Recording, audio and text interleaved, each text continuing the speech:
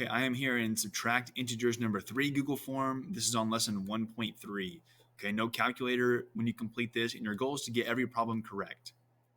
Some helpful reminders here as far as subtracting an integer being the same as adding its opposite or adding its additive inverse.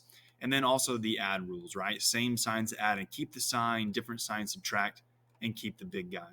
So let's look at a few examples here. In number 1, we have 9 minus 14.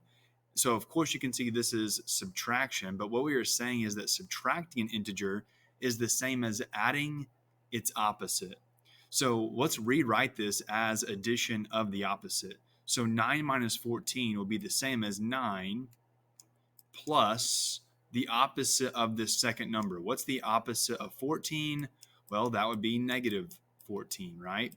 So 9 minus 14 is the same thing as 9 plus negative 14. From this point, I can use my add rules because I'm adding numbers with different signs. I would say different signs subtract. So subtract the larger minus the smaller number. 14 minus 9 is 5. And then, of course, I have to keep the big guy sign. So if I have 9 positives and 14 negatives, what do I have more of? I have more negatives. So big guy sign I keep in my answer. So 9 minus 14 or 9 plus negative 14 would be negative 5. In number 2, I am subtracting a negative. And up here, there is a helpful note that when you are subtracting a negative, or if you see negative signs next to each other, which we do here, right? There's a negative sign there and there. They're next to one another. What we can say to ourselves is slash slash. And what that means is those negative signs are becoming positive. So I go slash slash. So the negatives become positives, and I can rewrite this now as negative 4 plus positive 7, or just 7, okay?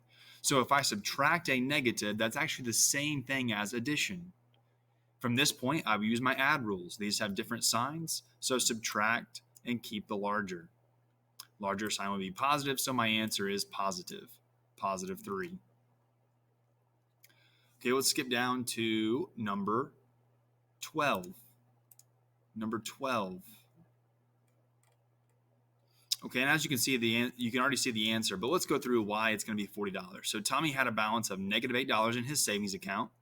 After making a deposit, which means money goes into the account. If you deposit, money goes into your account.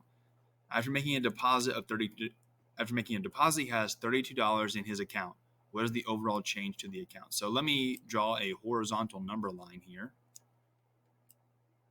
Okay, and let's say this is $0. And right now he has a balance of negative 8. So all the negatives, of course, are to the left of 0. And let's say this right here is negative 8. Okay, there's negative 8. He makes a deposit, and now he has 32. Of course, that's positive 32. And to the right of 0, these are all my positive numbers. So let's say that's 32 right there. Okay, so what is the overall change? Well, if I'm at negative 8 right here, how far is it going to take to get back to 0? Well, from negative 8 to 0, that's of course 8 spaces, right? Or in this case, $8. And then how far is it from 0 to 32? Well, that of course would be 32, right? And so overall,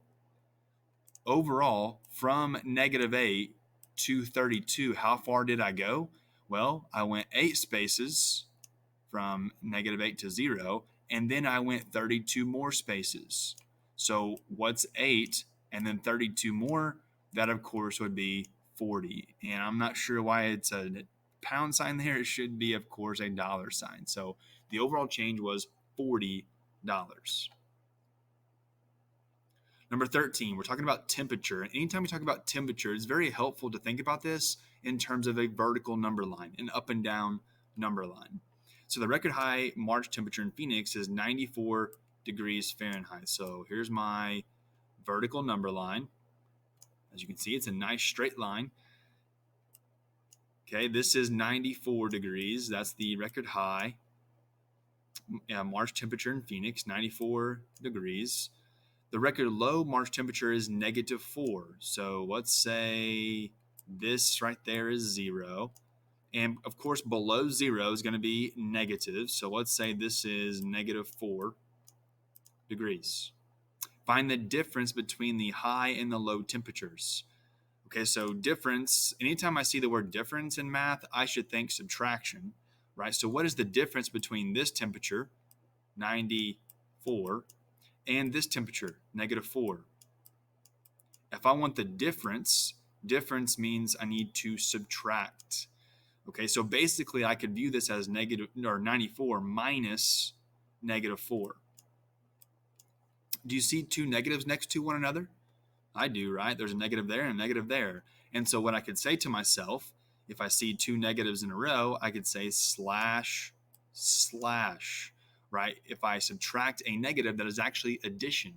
And so I could rewrite this as 94 plus positive 4, or just 4. And of course, what's 94 plus 4? That would be 98, right? And so I would expect there to be a 98 degree difference from 94 degrees and negative 4 degrees. And so on the number line, similar to how we did this on the horizontal number line, the side-to-side number line, on the vertical number line, how far would it take to get from negative 4 degrees to 0 degrees? Well, that would be 4 degrees, right? From negative 4 to 0 is 4 degrees. And how far is it from 0 degrees to 94 degrees? Well, that would be 94 degrees, right? So if I want to go all the way from negative 4 degrees to 94 degrees, I would need to go 4 and then 94 more, which is exactly what we're doing right here when we do 94 plus 4 and we get 98. Okay, so there is a 98 degree difference between the high and the low temperatures. Last one here we'll do is number 15. Very similar here, talking about temperature. Okay, so vertical number line. At the start of the football game, it's negative 3 degrees. So let's say this is 0 degrees right here, and here's negative 3. That's at the start of the game. At halftime, the temperature is now negative 8. So negative 8 is going to be what, right here? That's negative 8. So find the change in temperature. So what's the change in temperature from negative 3 to negative 8? That's what I need to figure out in these selections. Final note here, once you submit, you can view your score. If you miss any, I would like for you to click Edit Response to fix the ones that you missed. And once you get all the problems correct, you can go back into the Google Classroom assignment and then click the button that says Mark as Done so that it will tell me you have completed this form.